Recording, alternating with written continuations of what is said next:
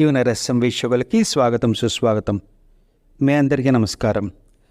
2024 ఎన్నికల తర్వాత మేము దేశంలో పెద్ద పెద్ద నిర్ణయాలు తీసుకుంటామని మోడీ పదే పదే చెప్తున్నాడు. ఆ పెద్ద పెద్ద నిర్ణయాలు ఎలాంటివి, ఏముంటాయి అని చెప్పి అందరూ ఆలోచిస్తుంటే మోడీ శాంపుల్గా ఒకటి మనకు చూపిస్తున్నారు. దీని దెబ్బకు ఈ దేశంలో సెక్యులరిజం ముసుగులో ఉన్నటువంటి దేశద్రోహులు, హిందూ ద్వేషులు, అట్లాగే ఈ దేశాన్ని కబళించి హిందువులను నామరూపాలు లేకుండా చేయాలని కాచుకొని ఉన్నటువంటి తొరకమూకలు, రాజకీయ అవసరాల కోసం దేశాన్ని సర్వనాశం చేస్తున్నటువంటి మమతా బెనర్జీ, స్టాలిన్, కేజ్రీవాల్ లాంటి రాజకీయ పశువులు, ఇలా అన్ని రకాల నీచ్ కమీన్ కుత్తే గ్రూపులకు చెందిన ప్రతి ఒక్కరికి మోడీ కర్ర కాల్చి వాత పెట్టేశాడు. అట్లాగే ప్రతి విషయంలోనూ వేలు పెట్టి గెలుగుతున్న సుప్రీంకోర్టుకు కూడా హద్దులు మీరుతున్నావు జాగ్రత్త అని వార్నింగ్ ఇచ్చేశాడు మోడీ. That is Modi. ఇంతకు విషయం ఏంటంటే, రోహింగ్యా తురకలను ఈ దేశంలో శరణార్థులుగా గుర్తించి వాళ్లకు ఈ దేశంలో జీవించే హక్కును, నివాస హక్కును కల్పించాలని కొందరు సుప్రీంకోర్టులో పిటిషన్ వేయించారు.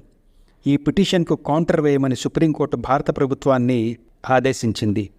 నిన్నటి రోజున భారత ప్రభుత్వం ఈ విషయమై తన అఫిడవిట్ను కోర్టులో వేసింది. ఈ అఫిడవిట్లో మోడీ సుప్రీంకోర్టు చంపలు చెళ్ళు చెళ్ళుమని వాయించాడు. ఈ అఫిడవిట్లో ఏం రాస్తుందో ఇప్పుడు చూద్దాం.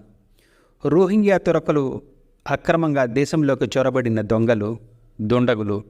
వీళ్లకు ఈ దేశంలో నివసించే హక్కు, స్థిర నివాసం ఏర్పరచుకునేటువంటి హక్కులు లేనే లేవు.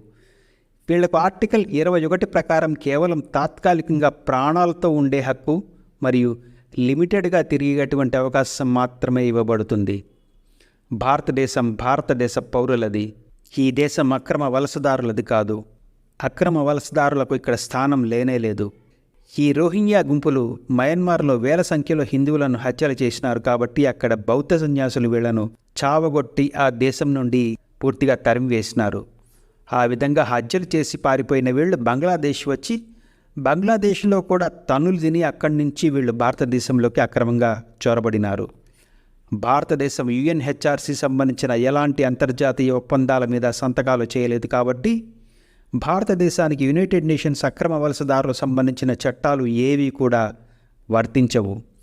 భారత్కు కేవలం భారతదేశ చట్టాలు, భారత రాజ్యాంగం మాత్రమే వర్తిస్తుంది. కాబట్టి ఈ రోహింగ్యా గుంపుల దగ్గర ఉన్న UNHRC రెఫ్యూజీ కార్డులు ఈ దేశంలో చెల్లుబాటు కావు. వాటికి మేము ఎలాంటి గుర్తింపు ఇవ్వము.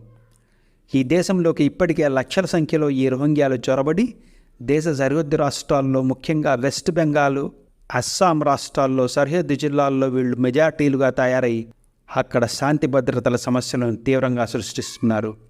ఈ రోహింగ్యాలు ఇప్పటికే దేశమంతా విస్తరించి దేశంలో అక్రమంగా ఆధార్ కార్డులు, ఇతర గుర్తింపు కార్డులు పొంది దేశంలో అల్లర్లు జరిగినప్పుడల్లా వీళ్ళు పాల్గొని దేశ శాంతి భద్రతలకు వీళ్ళు తీవ్రమైన విఘాతాన్ని కల్పిస్తున్నారు.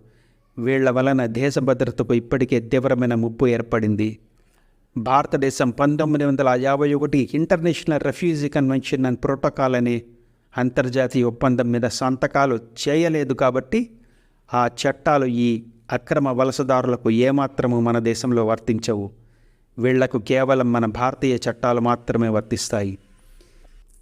ఈ రోహింగ్యా తురకలకు కూడా శ్రీలంక, టిబెట్ శరణార్థులకు సమానంగా ట్రీట్మెంట్ ఇచ్చి వీళ్లకు కూడా హక్కులు, భద్రత కల్పించాలి అన్న పిటిషనర్ వాదనలను భారత ప్రభుత్వం తిప్పికొడుతూ ఈ దేశంలో ఎవరిని శరణార్థులుగా గుర్తించాలి అనేటువంటి విషయం పూర్తిగా పార్లమెంటుకు, పరిపాలించే ప్రభుత్వానికి సంబంధించినటువంటి విషయం.